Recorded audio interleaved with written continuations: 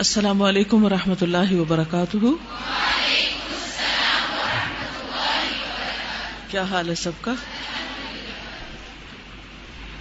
نحمده ونصلی علی رسولہ الکریم، اما بعد فاعوذ باللہ من الشیطان الرجیم، بسم اللہ الرحمن الرحیم۔ رب اشرح لی صدری ویسر لی امری واحلل عقدۃ من لسانی یفقہوا قولی۔ رمضان شہر الرحمت والبرکہ۔ رمضان وہ مبارک مہینہ ہے جس میں اللہ تعالیٰ اپنے بندوں پر خصوصی رحمتیں اور برکتیں نازل فرماتا ہے، شیاطین کو قید کر کے اپنے بندوں کو نیکی کے کاموں کی رغبت دلاتا ہے تاکہ بھلائی کے کام کرنا ان کے لیے آسان ہو جائے۔ رسول اللہ صلی اللہ علیہ وسلم نے فرمایا، اذا کان رمضان فتحت ابواب الرحمت، جب رمضان کا مہینہ آتا ہے تو رحمت کے دروازے کھول دیے جاتے ہیں۔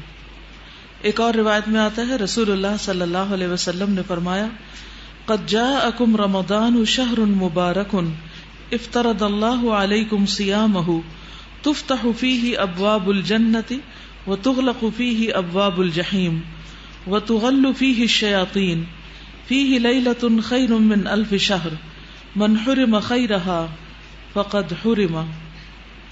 تحقیق تمہارے پاس رمضان آیا ہے، یہ برکتوں والا مہینہ ہے، اللہ تعالیٰ نے اس کے روزے تم پر فرض کیے ہیں، اس میں جنت کے دروازے کھول دیے جاتے ہیں اور جہنم کے دروازے بند کر دیے جاتے ہیں، شیاطین جکڑ دیے جاتے ہیں۔ اس میں ایک رات ہے جو 1000 مہینوں سے بہتر ہے، جو اس کی بھلائی سے محروم رہا تحقیق وہ محروم ہی رہا۔ اب سوال یہ پیدا ہوتا ہے کہ اللہ سبحانہ وتعالیٰ کی رحمت کے خزانے تو بھرے ہوئے ہیں اور اس کی رحمتوں کا نزول بھی ہو رہا ہے، لیکن وہ کون سے کام ایسے ہیں، وہ کیا طریقہ ہے ایسا کہ جس سے ہم اس رحمت کے مستحق قرار پائیں؟ آپ میں سے کتنے لوگ بل گیٹ کو جانتے ہیں؟ کافی لوگ۔ جی، بل گیٹ کس لحاظ سے مشہور ہے؟ مائکروسافٹ کے مالک ہونے کے حساب سے، اور اس کی وجہ سے اس کے پاس مال و دولت کی بھی بہت کثرت ہو گئی۔ آپ اس کو جانتے ہیں، کیا وہ بھی آپ کو جانتے ہیں؟ آپ اس کے خزانوں سے کیسے فیض حاصل کر سکتی؟ کیوں نہیں کر سکتی؟ وہ تو اتنا مالدار ہے اور اتنا کچھ ہے اس کے پاس، اور اس نے اپنی کمپنی کی آمدنی جو ہے وہ چیریٹیبل کاموں میں لگا دی، تو بہت زیادہ چیریٹی کرتا ہے۔ پھر اس کی چیریٹی کا اثر آپ تک کیوں نہیں پہنچا؟ آپ کو کیوں نہیں مل رہا سب کچھ؟ وہ آپ کو نہیں جانتا اور آپ کی اس تک رسائی نہیں، ٹھیک ہے؟ نہ وہ آپ کو جانتا ہے نہ آپ اس کو جانتے ہیں، یا آپ اس تک پہنچ نہیں سکتے۔ تو نتیجہ کیا ہے؟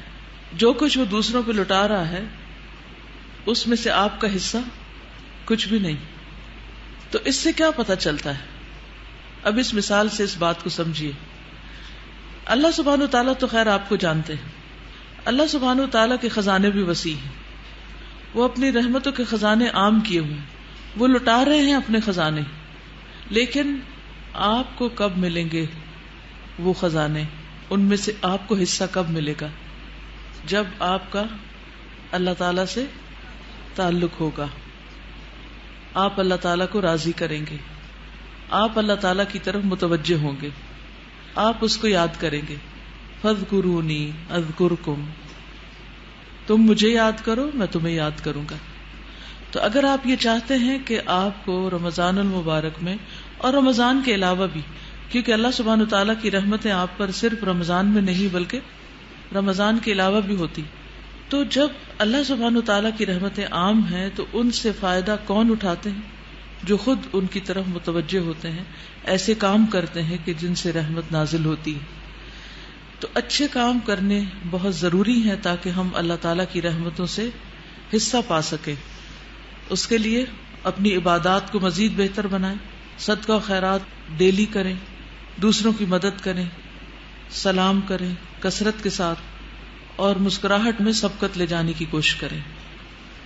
اسی طرح اس دعا کو بھی پڑھیں، یا حی یا قیوم برحمتک استغیث اصلح لی شأنی کلہ ولا تکلنی الی نفسی طرفۃ عین۔ اے زندہ اور قائم رہنے والے، تیری رحمت کے سبب سے فریاد کرتا ہوں کہ میرے سب کاموں کی اصلاح فرما دے، اور پلک جھپکنے تک کے لیے بھی مجھے میرے نفس کے حوالے نہ کر۔ یعنی ایک لمحے کے لیے بھی مجھے میرے نفس کے حوالے نہ کر. کیونکہ نفس کے حوالے ہونے میں کیا خطرہ ہے, کیا مشکل ہے؟ اگر ایک لمحے کے لیے بھی انسان نفس کے حوالے ہو جاتا تو کیا کرتا ہے؟ نفس فوراً انسان کو برائی کی طرف مائل کرتا ہے. ان النفس لامارۃ بالسوء, نفس انسان کو بہت زیادہ حکم دیتا ہے برے کام کرنے کا. تو اگر ہم اپنے نفس کی بات مانیں گے تو پھر یقیناً وہ برائیوں کی طرف لے جائے گا. تو اس لیے نفس سے بچنے کے لیے اللہ تعالیٰ کی پناہ لینا ضروری. اچھا, رمضان سے بھرپور فائدہ اٹھانے کے لیے ایک چھوٹی سی ٹپ آپ کو دینا چاہوں گی کہ دن میں آپ کو کئی کام کرنے. کچھ کام اجر اور ثواب کے اعتبار سے بہت بہتر ہیں, کچھ کام ایسے ہیں جو آپ کے فرائض میں شامل ہوتے ہیں. آپ آج کے دن پورے دن میں اپنا جائزہ لیں گے کہ آپ کے دن کے مختلف حصوں میں آپ کا انرجی لیول کیا تھا, آپ کی فیلنگ اور کیفیت کیا تھی, کون سا کام آپ کس وقت زیادہ بہتر طور پہ کر سکے. تو جو کام زیادہ امپورٹنٹ ہیں ان کو اس وقت کیجئے جس وقت آپ کی طاقت ہمت زیادہ ہے.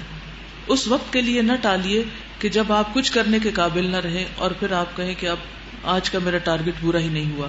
مثلاً اگر آپ کو قرآن مجید کی تلاوت کرنی ہے, یا اگر آپ کو کچھ لکھنا ہے, کوئی بھی کام کرنا ہے, تو اس کے لیے دیکھیں کہ دن کے کس حصے میں آپ سب سے زیادہ انرجیٹک ہیں, تو اس حصے میں سب سے بہترین کام کر لیجئے. ٹھیک ہے.